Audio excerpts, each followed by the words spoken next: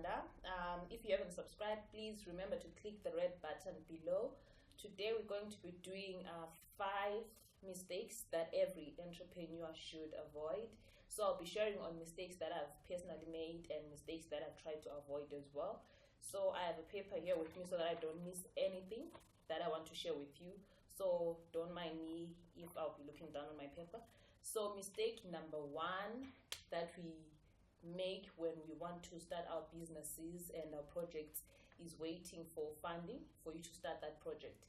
Most of the times funding doesn't really come easy, it doesn't come fast. You might end up waiting for a long time for you to start your business, and it's very difficult for people to just fund a business that they're not really sure how it's going to work out in the long run. When they look at it and they find that there's nothing that you the visionary is going to personally lose when they invest, or the investor is the one who's going to lose the most if they invest in your business, they will likely not fund you. But maybe when they have seen that you've actually invested something, you've gone a certain mile, then they might consider giving you funding and everything. But you might find funding at the start of your business if you're lucky. And for you to actually start your business without funding, what can you do? I would suggest that for those that are working, don't quit your job. The people that are actually working and they have certain ideas on starting their businesses, and then they quit their jobs before they're actually sure if that business is going to sustain itself. Don't rush to quit your job. Continue working and save money so that you can actually make sure that your business is safe for a certain period of time.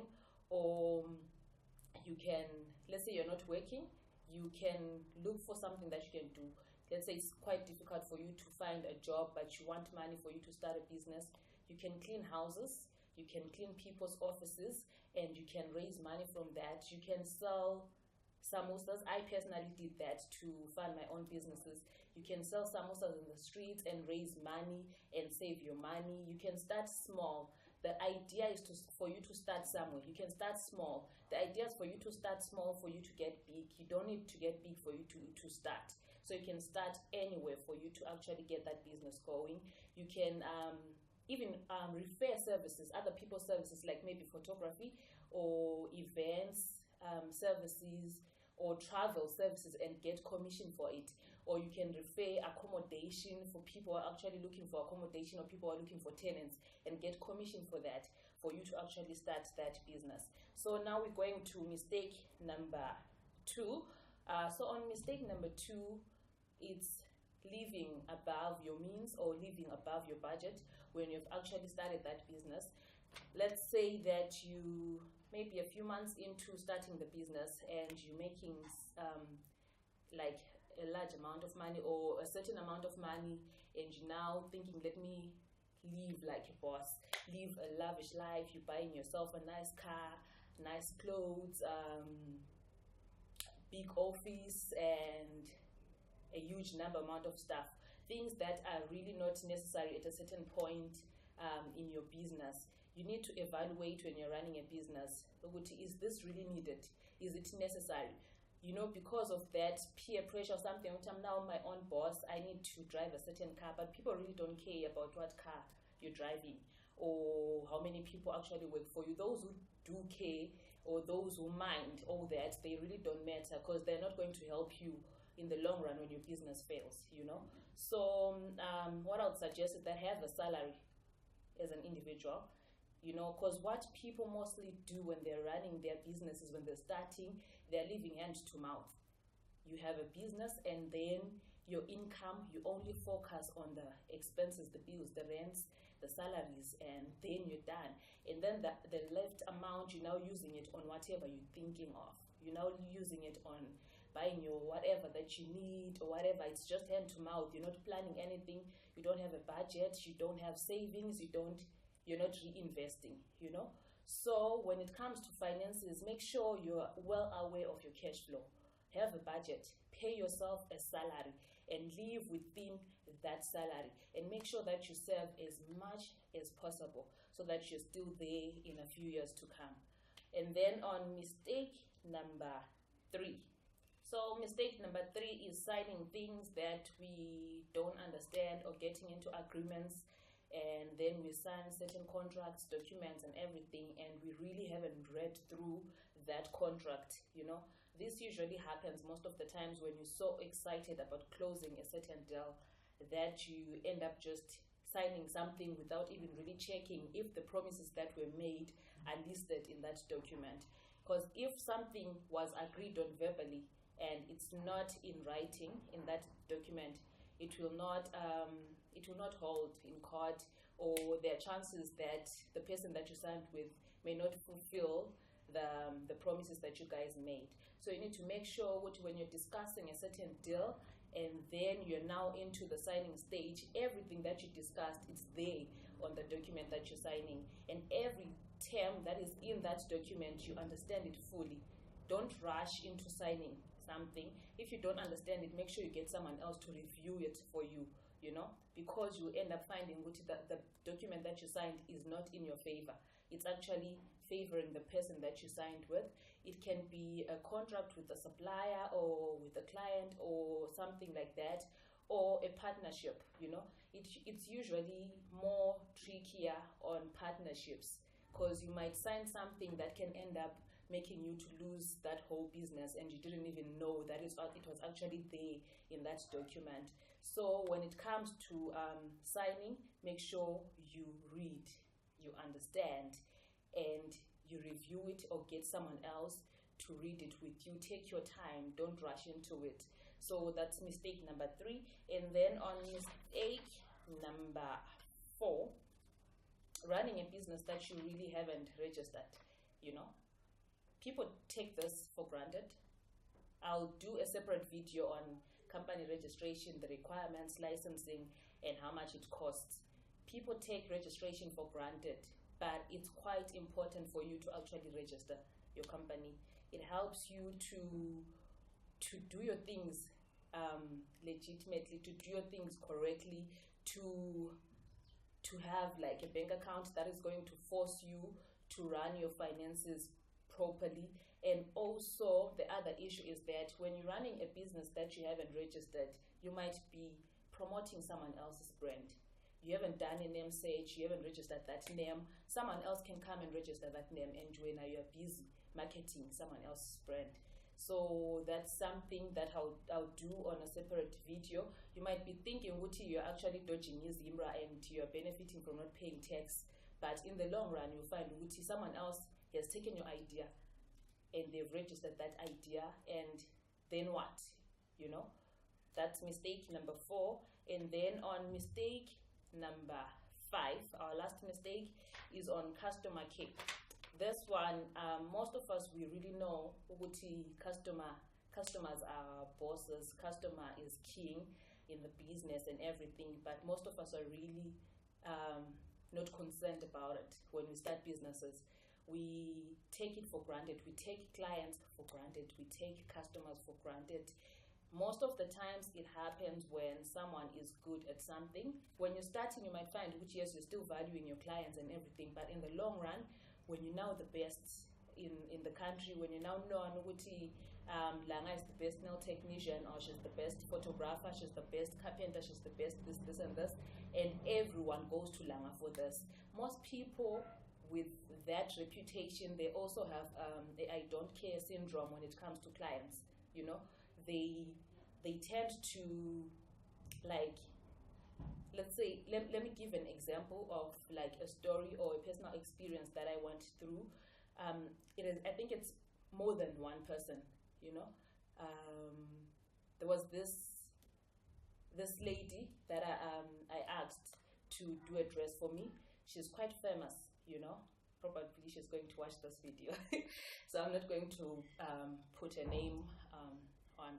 So I asked her to do a dress for me, and her dresses were on promotion. And then she was like, when I can't do it for you on promotion or delayed, the promotion is ending on such a day and everything. I was like, okay.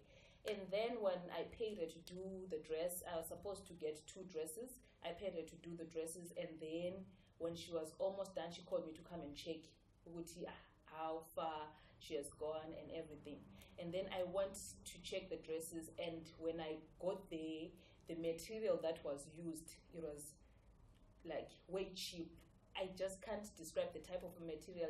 If I had it, I was going to show you a material that you can't use. I wanted to use those dresses for a wedding, to attend a wedding, and I'd told her, and she used any material which you wouldn't even wear it when you're going to a wedding.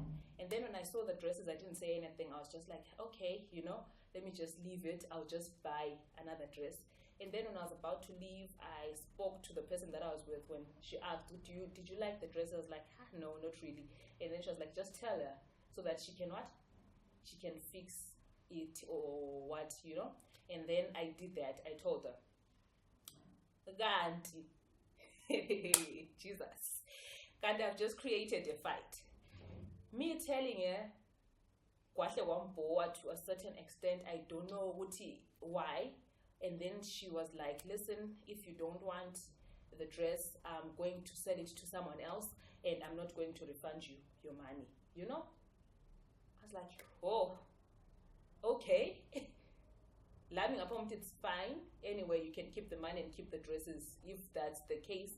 Because when you're buying something like a dress that's made by someone, you're not really buying a dress. You're buying the brand. You're buying the name of that person. And when you have to wear it, you need to remember which this dress was made by someone, and that brings value and everything.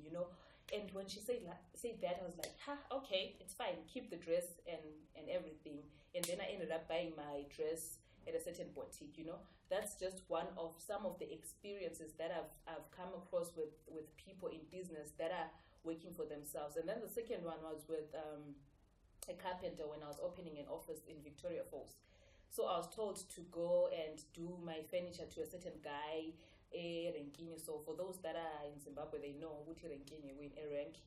So I went there. The guy who referred me told me it's cheap and everything. It's better than you going to TV sales and Okmart and everything. So just go there. He's good as well. And then I went there, and then I asked the guy, Wuti, I want 3 office desks and a couch and a coffee table and everything. I saw his work. It was actually great, and the prices were good, and we agreed, and he charged me, and then I paid him the money that he had asked for. I paid him half so that I can pay the total amount when I'm coming back to collect. And then I asked him if he can give me a receipt for the work that he was doing. And then the conversation just went south when I asked for a receipt. He was like, I don't have a receipt. And then I was like, okay, now I need a receipt today, then when can I get one? How can you assist me to get a receipt? Because this is what? Office stuff. I need to receipt it. I need the receipt and everything. And he just went like, hey, if you don't trust me, please, I can't work with people that don't trust me. I've got a lot of work to do, so just go to that guy over there. I'm emotions. I say hi, like, yeah, He was already so emotional for the picture waiting at any receipt, and I was like, Lama was shocked. At that moment, I couldn't even respond. The person who responded was the person that I was with, Watati Mali, and we left. We went to the other guy, and that guy, I need a receipt before I even paid. And then he made sure that I get that receipt, and he did my furniture. And then I was thinking about it. How would someone react this way? And I noticed that guy is good.